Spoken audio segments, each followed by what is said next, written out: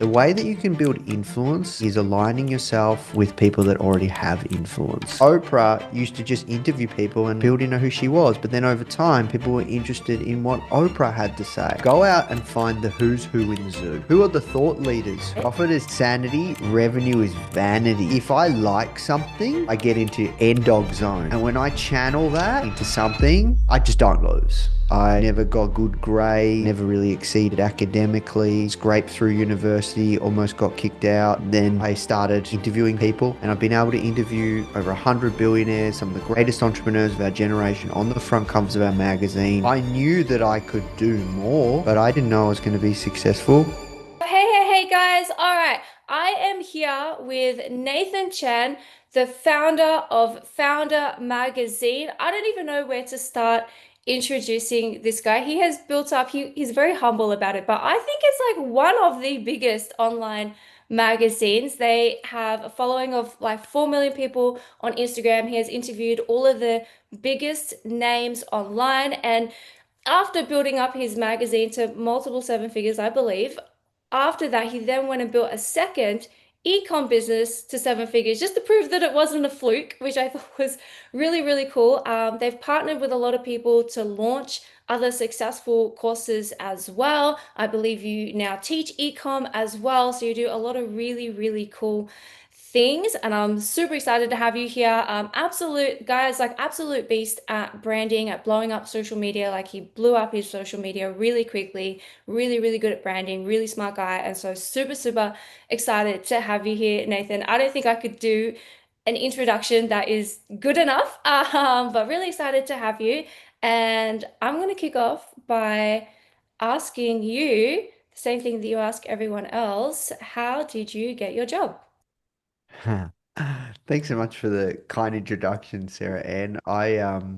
You know what? I haven't asked that question in a while. I don't really ask that question when I do interviews anymore. Yeah, no, uh, I got a lot of feedback from the team that I should mix it up. So now I really try and have a custom question that I ask people now, like that just really is thought provoking and is a bit more stronger icebreaker to get the conversation rolling. But the way I got my job was I really was looking to find work that I was truly passionate about that lit me up every single day when I got out of bed.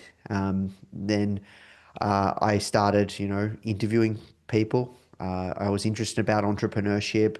I started to hear stories of friends starting online businesses with no skills or experience whatsoever. And through those interviews, I ended up publishing them in a little magazine. The magazine wasn't even called Foundr at the time, it was called Key to Success.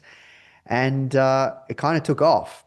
And from there, uh, I just started building, right? And just one interview at a time, interviewing, sharing those stories with the world through our community, and start to build this community of helping founders start and grow businesses. And then over time, we really started focusing on helping e-com founders. And that came from one of our most popular courses. It was called Start and Scale, where we taught people how to start and grow an e-commerce business. It really, really took off, and we partnered with Greta. So she built 4 or 5 multi-million dollar e-commerce brands, and then over time, yeah, that's really been our big focus. I'd say the past 4 or 5 years, we really just help e-com founders start and grow and build successful brands. I love that. Greta does the drink bottles, right? She does like she's really big. I think I don't think I follow her because she's not like in the coaching space, but drink bottles and stuff, yeah. She's done many things. She did have a drink bottle. I had a drink bottle brand as Yeah. well. She had a tea brand. She had a watch brand. She's done a I lot. love that. Drink bottles and tea. Awesome. Okay, cool. I love that. And so you started Founder initially just to interview people about startups. Yeah, yeah. So I started it. Um, didn't know what I was doing. I just wanted to interview people and create this magazine for fun. Like literally, it was for fun, right? That's how I got my job. I started a side hobby passion project for fun. Didn't know it was going to be a big business, and then it just kind of got there.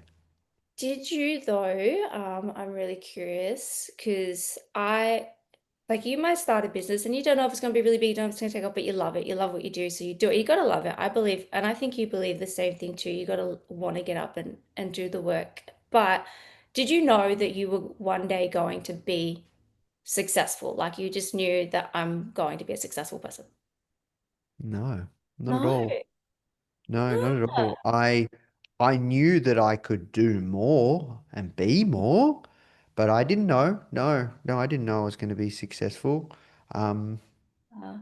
for before founder, I wasn't, I didn't have the earmarkings of someone that was going to be successful. Like I never got good grades. I never really exceeded academically. Scraped through university, almost got kicked out because I just failed so many subjects. Um, yeah, never really achieved or accomplished much personally or professionally before I started Founder. Um, Wow. yeah. What made you go all in and go, wow, I'm like, this is going to be big, like, and just, Um, or it just kept happening and you just kept going.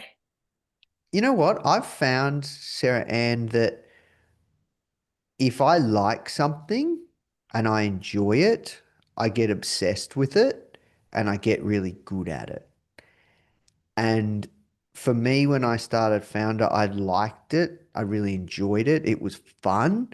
I love to build. I love to create. And I got really good at it because I spent so much time. And I think, I like to play table tennis and also pickleball. And, a friend of mine, we used to work together. There was and the company we worked at, there was a table tennis table, and we always used to play table tennis. And, sometimes he'd beat me and sometimes I'd beat him. But when I was really dialed in, when I was really focused, he knew he couldn't beat me because he even coined it that I get into Endog Zone. And when I'm in Endog Zone, he knows, like he just knows that he cannot beat me. And when I channel that end dog zone into something, like I just don't lose, like period. And so um, that's where this comes from, right? And I don't always have that, like there's ups and downs. I've been building Founder for 12 years and there's so many lessons that I've learnt along the way. But when I've truly put my mind to something that I enjoy and I get good at it, then the outcomes come. Yeah. Wow, that's really cool. So you said like ups and downs, and I do have a question about that because I know there was a time like you've been through some crummy times as well, but you've created massive success and you're very humble about it. And you're all just about the people and the impact, but there's been tough times in there too. And I think a lot of coaches, especially like a lot of people that I speak to anyway, go through phases of just wanting to quit or wanting to give up or don't know if it's going to work for them. And I get questions even from clients when we do trainings. Can you talk about if there was a time that you wanted to give up or anything? So for you, like, was there a time like that? Yeah, there's been many. Uh, Many. because because I've, had so much fun and growing Founder, you want more, right? It's only natural that, you hit this target, you want to hit the next one, hit this target, want to the next one. And Tony Robbins, I've interviewed him 2 times, and one of the things that he talks about is, life is about progression. Progression is happiness. Progression equals happiness. And so it's only natural that you want to keep growing your business, right? You don't meet many people. Do you meet many founders that say, "Yep, I'm happy with the speed in which my business is growing. I'm happy to just leave it. I'm good. I'm good." Like that's very rare because to get to where it is, you have to have this yearning, you have to have this hunger, you have to have this thirst, and you want to keep growing it, right? So, um, naturally, that's what happens with me, right? So I want to grow the business, and I think with growth comes pains, right? And with growth, you make mistakes. And this is my first business, and like in entrepreneurship is the greatest personal development journey you could ever go on, right? And so I had to learn these lessons. So like, I've made really silly mistakes. Like there was a point in time where I hired like 30 people in a year, right? I hired 30 people in a year because the business was growing so fast and I just wanted to double, triple it because I tripled it the year before. And with that came a lot of pain, right? Because, things crashed, right? We were spending at peak $1 million a month on Facebook ads. And then overnight, our ROAS just dropped. And it just went from like a 1.5 to a zero point 0.6 overnight, like literally over a weekend.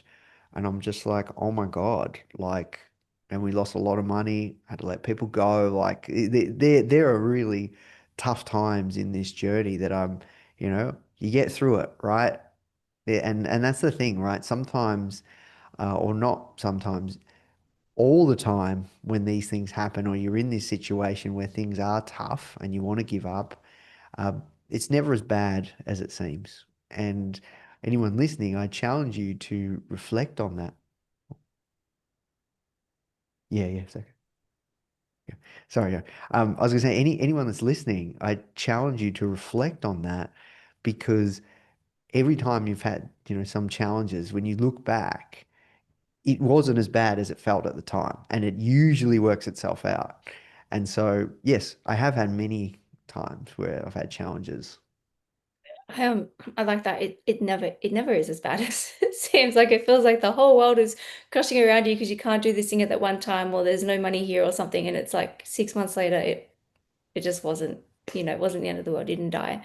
Um, okay, this wasn't what I was going to ask you. I do have some things I really wanted to ask you, but I just from that, because you've obviously had some growing pains and had some lessons, I'd love to know like just some of your biggest lessons from some of the mistakes that you've made. Yeah, 100%. Look, there's so many. There's so many, but Yeah. I'm going to keep this really focused on you, your people, coaching, that kind of that space. I think I think when it comes to growing a business, finding a marketing channel, sometimes I think we assume that that marketing channel will work and last forever, and it doesn't always. So, how can you build a business that is sustainable? How can you have more predictability in your revenue? That is one thing that now I've shifted the whole business model with Foundr. We have Foundr Plus. It's our all access membership. 99 a month or $500 a year, which is a really key component of who we are and what we do. I really wish I focused more on ascension and focusing on further problems that we can find to help our community. I really wish that I focused more on just profitability over revenue. Revenue is vanity, profit is sanity. Um, what else? I think there's been some really, really good lessons on people, right? If you want to build your business to a certain scale as a coach, eventually you need to hire people and you need to have really great people around you. There's some people that you will bring into your business that are just not a fit. And, you need to be comfortable moving them on fast. So yeah, there's so many lessons, Sarah, and like I don't even know any specifics you'd like to go into? I think those are pretty good. Like I'm just taking mental note. I probably missed one or two, but I got so focus on the having a clear ascension model. I think that's a really good lesson, right? Because the money is in the back end. So the money Yes. is in the back end. Focus on the ascension. The other thing you said was profitability. So profit is sanity. What did you say? Profit is, how do you say it? Profit is sanity, revenue is vanity, Profit right? is sanity, revenue is vanity. Cool. So that People, yeah, people always ask you, are you doing 7 figures a year, multiple 7 figures? But you could be doing multiple 7 figures or 8 figures and be losing money. 100%, 100%. Cool. I love that. And then the last one was people. Yeah, businesses are built by people, and the most successful founders, as they grow their companies or company, they surround themselves with great people, and they find people that have seen the movie, And yeah, it's so key to have great people around you so you can start to really kind of build a team and build a mission and a vision behind what you're building, which is so much bigger than you. I love that. I love that. All right, I have a couple more social media branding questions. And then I feel like you might have somewhere to be. I'm not sure. So social media, like you've obviously done really well on like more than one platform. I know you've got quite a big following on YouTube as well as Instagram. I'm not sure about Facebook, probably pretty big over there as well. You got a big group. So you've done good on a lot of platforms. If someone was like getting off the ground and picking a platform. You said something about this a second ago too. If they're picking a platform and they're wanting to like really grow and really scale quickly, what would your advice be? Yeah, so I really love prescribing to the idea of one platform, one offer, one funnel, right? To get to, seven figures. And um, that's really great. You've got to get that piece right. Then you layer in the ascension piece, then you layer in the next channel. But the channels come and go. But what I found is it's all about not just setting and forgetting. Like for us, Instagram was one of our biggest channels. And then for a long time, we kind of had it on set and forget. And then we tried to chase other channels, right? Like we've got a big podcast and we've got a YouTube and like you have to keep innovating. Like, now we're really going deep on the ManyChat stuff and like, the DM stuff. Like that is massive and that's really been popularized these past few years. So I think when it comes to any channel, right, I think you've got to get really, really, really focused on consistency. But you can't just have that consistency once you've worked out that channel. You've got to continually iterate. You've got to be iterative, right? So sometimes we get into this habit of set and forget. A long time for our podcast, it was a bit of a set and forget. So you need to continually innovate. You need to have that feedback loop of finding new content series that really pop off. Like for us, it's the carousels. We still haven't really worked out how to just crank out reels that just get millions of views like consistently, right? So for us, we do really well on carousels, but you need to keep innovating, and that's the key piece. When it comes to a channel, you want to really do what I call the unicorn strategy, but constantly innovate, right? So it's build, measure, learn. So, for example, with the unicorn strategy, what the thesis of it is go and look at the top 10 or 20 thought leaders in your market, find out the content that is working because you'll see it like through views or shares, and you'll see all that data. You can see the ones that are outliers and then start testing that kind of content or that style of content on your own channel. And then from there, you start to build up a bit of a book of things that always work. And then you draw inspiration. You don't copy, right? You do not copy, but you draw inspiration. And then over time, you find out what works, what doesn't work. And then you get better and you build, measure, learn, build, measure, learn, build, measure, learn, build, measure, learn. And then over time, you get this flywheel going. And that's how I like to build social channels. I But you like got to be that. consistent. Gotta be consistent. So one one product, one channel, one funnel. I like that you led with that because coaches really struggle with that. They're like, but I've got five different offers and I'm trying to do all these platforms and all these things, and there's no clear ascension model, and everyone the marketing a new thing, and it's like the most confusing, messy thing ever. So one guys, you like heard it from his mouth. One product, one channel, one funnel. I love that. And then so recapping, once you have your channel that you're gonna build one channel at a time, figure out what content you're good at. So, different people are good at different content. And then unicorn strategy, build, measure, learn, and be very consistent. 100%. But yeah, a lot of times people don't know what to post, right? I don't know what to post. So the best way to learn what to post is draw inspiration and then give it a crack for at least 12 months. Post once a day, whatever the channel.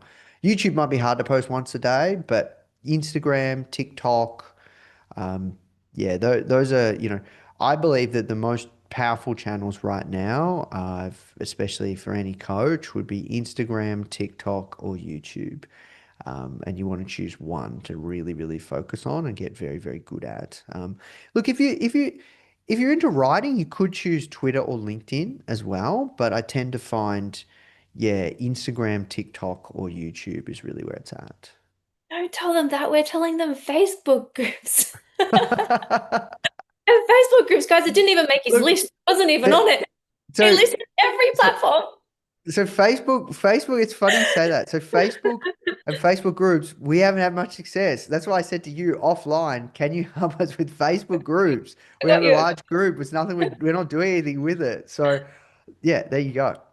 I love that. But it's so good, right? Because I think pretty much like you can be successful on any platform if you Yeah, and you do what you said, you like keep innovating, give it the love. You can't just put it on set and forget. You gotta 100%. keep loving it, right? Like I don't give my Instagram love, you don't give your Facebook group love. Like Exactly, right? Right. So exactly the point, right? So you can only focus on a few things.